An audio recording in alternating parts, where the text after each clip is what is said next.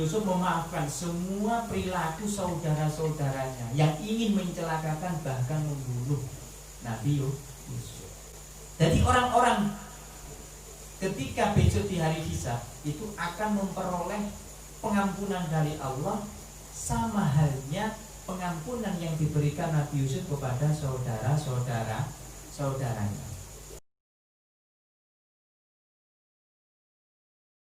Nabi Yusuf niku salah satu utusan Gusti Allah, salah satu nabi Gusti Allah sing paling sabar.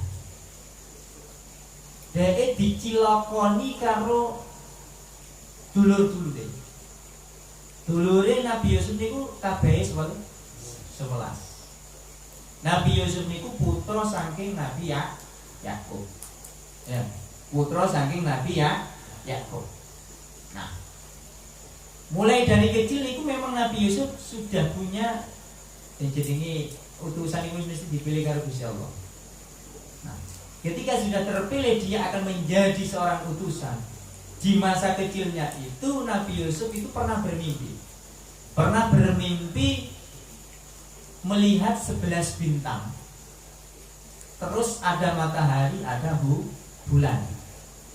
Nah, kejadian mimpi yang dialami oleh Nabi Yusuf terus diceritakan nang Romone, gini pun Nabi Yakub. Nah, karena Nabi Yakub juga nabi, bahasanya lebih senior lah, jadi bapaknya. Nah, akhirnya Nabi Yakub juga tahu, ya. Jadi takbir mimpinya Nabi Yusuf itu sudah tahu. Akhirnya Nabi Yakub pesen apa sing kok impekno ojo nganti kok critakno nang dulur-dulur. Ngono. Mergo anjene Nabi Yusuf iku kan wis ketok tondo kenabian ini kan wis ketok. Jadi Nabi Yakub juga mengetahui bahwa Nabi Yusuf itu nantinya akan menjadi rasul. Maka Nabi Yakub juga lebih seolah-olah itu lebih mencintai Nabi Yusuf. Jadi cara dulur-dulur sing 11 iku kayak iri gitu. Kayak iri. Ya gak ono lah cara wong tuwa niku cara sayang itu salah situ kan mboten mungkin. Ya mesti. Nah, ya meskipun di dalam hati mesti ono ya kan. Salah situ itu mesti, cuma kan ketika menampakkan kepada putra-putrinya kan gak mungkin toh. Engko akhirnya menimbulkan napa? Menimbulkan fitnah daripada menimbulkan suatu apa ya? Irilah kok akhirnya. Nah, ringkasnya cerita ini. Jadi ketika sudah dipesan oleh Nabi Yakub selaku romone Nabi Yusuf, bukan cerita. Tapi jenenge dulur-dulure iku wis kadung cara ngono kadung ya semula. Kabeh niku kan lek kapan kate dadi wong sing derajate luhur, ya. Iku mesti cobane akeh. Cobane wis mesti akeh. Jadi pernah suatu hari Nabi Yusuf itu mau diajak karo dulur-dulure nang alas.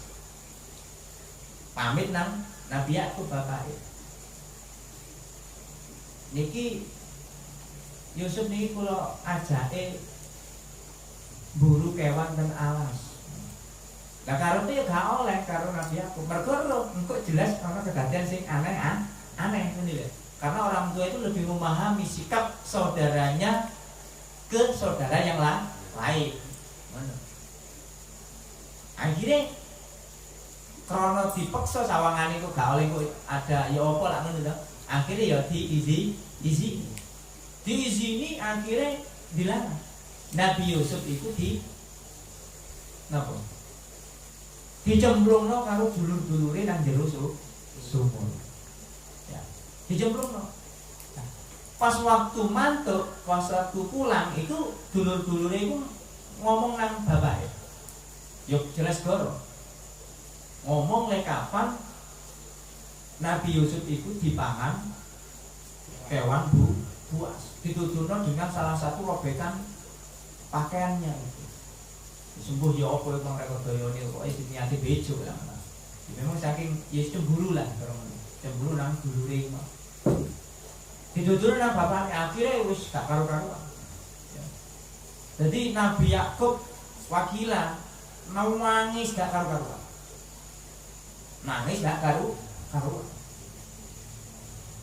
Nanti wakilan dijelasno ono sing ngarani nganti nangisin itu sampai utuh. Ya mergo Nabi Yusuf itu putra sing paling bisa yang diantara 11 saudaranya itu. Nah, ringkasnya cerita ketika Nabi Yusuf sudah berada di dalam sumur, akhirnya ada rombongan. Ada rombongan kafilah yang menyeberangi tempat itu, menyeberangi sumur itu. Pas waktu itu ngelak. Di Mesir kan panas ya. Akhirnya karepe itu nimba banyu digawe ngombe, dilala. Nabi Yusuf sing muncul. Tadi bahasane ya umpama lek nggo timbo ngerek ini kok akhirnya Nabi Yusuf bandel lho ngono lho. Gak oleh banyu malah ono Nabi Yusuf. Nah, akhirnya itu jadi Nabi Yusuf jadi di betul toh? Di betul karo kok jadi wis sana lah ya wis remaja lah ya. Nah, tapi ya jadi obat cilik nemen remaja. Akhirnya digawa nang kutha Mesir, didadekno budak. Zaman biyen budak sing berlaku. Nah, budak jelas didol nang napa?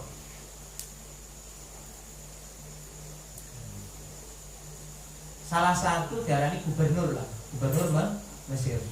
Raja Aziz. Nah, sing duweni garwa Zulaikha. Anu lho. Nah, iki cerita yang uniku. Wis mari kecebur sumur ya, diceburno dulure ndek kerajaan ya ngono. Ndek kerajaan iki jenenge saking ganteng. Saking gantenge nganti Zulaikha iku kesemsem. Itu cerita wis kesemsem akhirnya difitnah. Ya, akhirnya Nabi Yusuf dipenjara. Nah, di penjara iki yo ngono. Di penjara ya suwe. Akhirnya Raja Aziz iku Abdul Aziz iku napa jenenge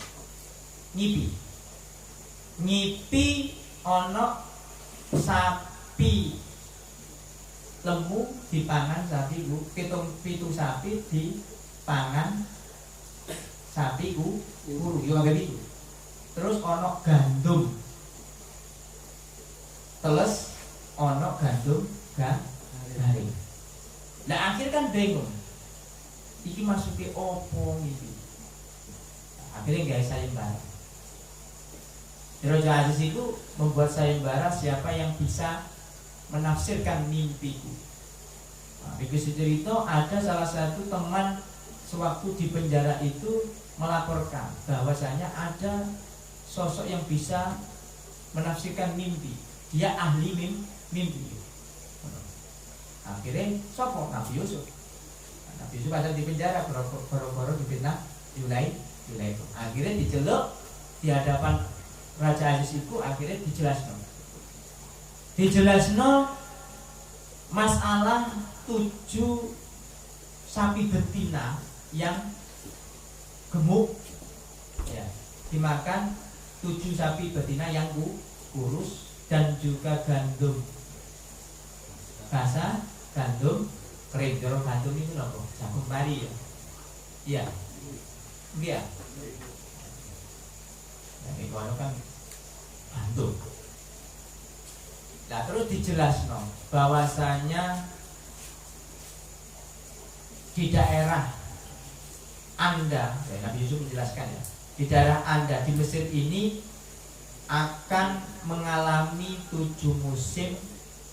Napa? 7 musim. Napa jenenge? Subur sampai 7 musim paceklik. Jadi 7 ekor sapi betina itu menunjukkan 7 masa yang akan dilalui oleh masyarakat, oleh rakyat. Penuh dengan tanaman yang subur. 7 musim berikutnya akan mengalami masa paceklik. Angel pangan. Nah, gandumnya itu Nabi Yusuf menjelaskan bahwasanya sampeyan kudu nyimpen selama 7 musim itu untuk dijadikan apa? 7 musim paceklik itu. Jadi bahasanya itu petung musim itu dilumpukno apa ngene jenenge? Ditimbun ya untuk dijadikan persiapan di 7 musim berikutnya yang mana akan mengalami musim paceklik. Akhirnya terwujud musim paceklik itu. Jadi banyak rakyatnya, masyarakatnya itu jenenge raja kan berarti tanggung jawab pada rakyatnya. Ketika rakyatnya gagal panen semua, akhirnya kan negara cara kasaran negara itu wis duwe jatah kanggo rakyat. Ringkas saya cerita keluarga dari Nabi Yakub. 11 saudaranya itu mendatangi kerajaan, yang mana ketika mimpi yang sudah ditafsirkan oleh Nabi Yusuf itu kelaksanan, akhirnya Nabi Yusuf didadekno menteri apa namanya pangan, menteri pangan tentang pertanian lah, menteri apa ya, pokoknya uang sing digawe ngurusi ekonomi pangan. Bisa ekonomi, bisa juga ekonomi kan masalah duit ya. Soalnya biar kan pangan ya, sandang pangan, pertahanan pangan. Oh, nggak menteri pertahanan pangan. Biar balik. Wis pokoke kanggo ngurusi ngono lah ya. Lah, akhirnya 11 iki ya apa dulure Nabi Yusuf sing awale iku mencelakakan Nabi Yusuf, akhirnya jaluk jatah pangan. Ya dia gak kenali Nabi Yusuf sih. Pas waktu dijempolno Cik. Nah, terus akhirnya jadi orang yang menaungi segala kebutuhan pangan yang ada di kerajaan dan juga rakyatnya. Akhirnya yo gak ngaku dijarnos. Nah, awakmu tak kei lek kapan awakmu itu ngejak Binyamin. Binyamin itu salah satu dulure Yohan sing ijek karo Nabi Yusuf. Ngono. Iku trik. Jadi trik sing dibuat Nabi Yusuf untuk bisa bertemu dengan semua keluarganya. Akhirnya Binyamin dijak karo dulur-dulure. Iki syarat sing jenengan ajokaken pun kula jak. Nah, terus akhirnya dikai panganan diadai karung, tapi diadai karung itu ono emas. Anjing diniati karena Nabi Yusuf dilebok. Akhirnya konangan di penjagaan pintu gerbang itu karo pengawali konangan di kapan Bunyamin itu bawa emas. Lah akhirnya dihukum. Tapi ku anjingnya trikin Nabi Yusuf. Lah karena dia akhirnya dulur-dulur ini mulai waktu nang bapak Nabi ya Yakub. Ngono. Lah dilalah jenenge anake wis di penjara dihukum, akhirnya Nabi Yakub moro nang kerajaan. Di situ akhirnya Nabi Yakub mengenali bahwa orang yang memberikan makanan dan memenjarakan Bunyamin itu ternyata juga putra kesayangannya, yaitu Nabi Yusuf. Akhirnya apa? Disitulah Nabi akhirnya yaiki sing didadekno rujukan. Kamu amalati Yusuf alaihi salam ikhwatihi. Kaya perilaku Nabi Yusuf anggene nyepuro dulur-dulure. Padahal dulure yo koyo ngono. Jadi Nabi Yusuf sebagai teladan bahwasanya sebesar apapun kesalahan yang dilakukan oleh orang lain, bahkan saudaranya sendiri, tetap dimaafkan oleh Nabi Yusuf. Nah, itu Allah juga seperti itu. Gusti Allah besok di hari kiamat akan memaafkan orang-orang yang sudah melakukan kesalahan ketika berada di dunia. Pokoknya syaratnya wongnya duwe iman. Pokoknya gak kafir. Karena Orang yang tidak akan terampuni dosanya adalah dosa orang-orang yang sudah mengkufuri. Atau dengan kata lain, dosa yang paling besar yang tidak terampuni adalah kan syirik toh, mensekutukan Allah dengan lainnya. Mula umpama sak gede-gede ini dosa, sak gede-gede ini salah, pokoknya gak syirik nang Gusti Allah wis tetep insya Allah oleh pengampunannya Gusti Allah. Tapi lek kabar ngene iki yo ojo mari ngono. Alah gak apa-apa gak perlu ngono di sepuro. Ya aja ngono. Tapi saya ono syarat itu. Nggih. Lah yo opo adane. Udah mari ngono jaga.